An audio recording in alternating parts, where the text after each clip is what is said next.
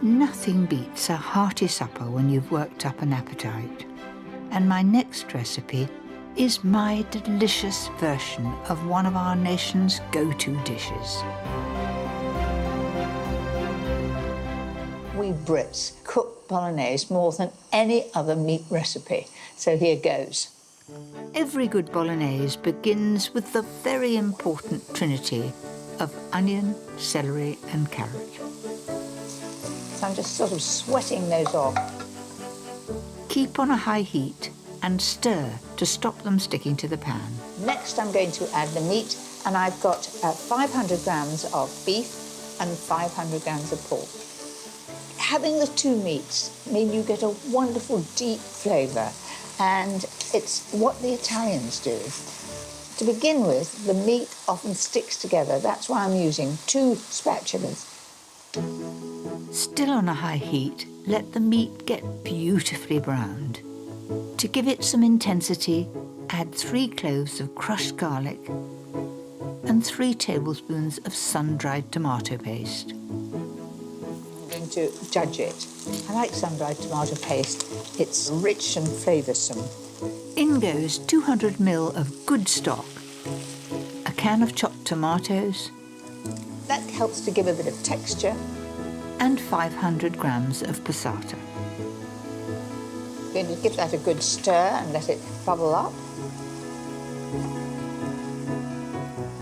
And then 3 tablespoons of fresh thyme. And I almost forgot a very important ingredient, the wine. White or red, whatever you've got to hand. Though I really prefer to add white. There's never any left in our household. I might even have to open a bottle specially. 150 ml of wine. That's it, back in the fridge, and we'll enjoy it later. Lastly, a few bay leaves and season well. Most people cook bolognese on the hob, but I have a good tip that will make the most tender, deeply flavoured bolognese you have ever tasted. The total cooking time of this is 2 hours. I like to do it in the oven. It's a slow-cooked Ragu bolognese sauce, and it really does bring out the flavour of all the ingredients. I do it at 140 fan.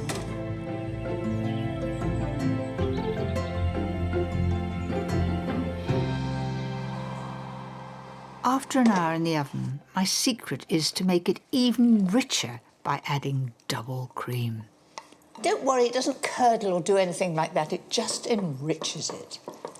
And what I want to end up with is a fairly thick mixture. So I'm putting it back in the oven without the lid on for the last hour, and it will gently simmer away.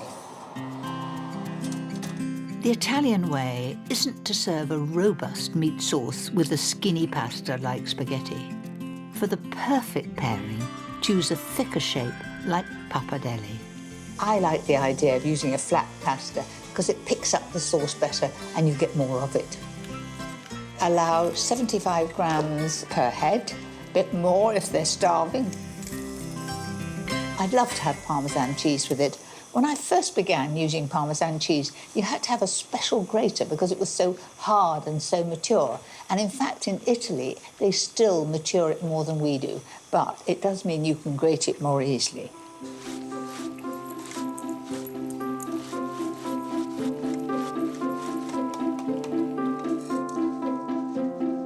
After 2 hours, the meat will have soaked up all those rich flavours and it'll melt in the mouth. This is just what I wanted to happen. It's reduced, it's quite a thick mixture, and it's a perfect colour. Over the top. And another one. That's it. And then a little bit of Parmesan, when you serve it, just gently sprinkled over the top. I can quite understand how bolognese is one of our great British everyday favourites. It's certainly one of mine.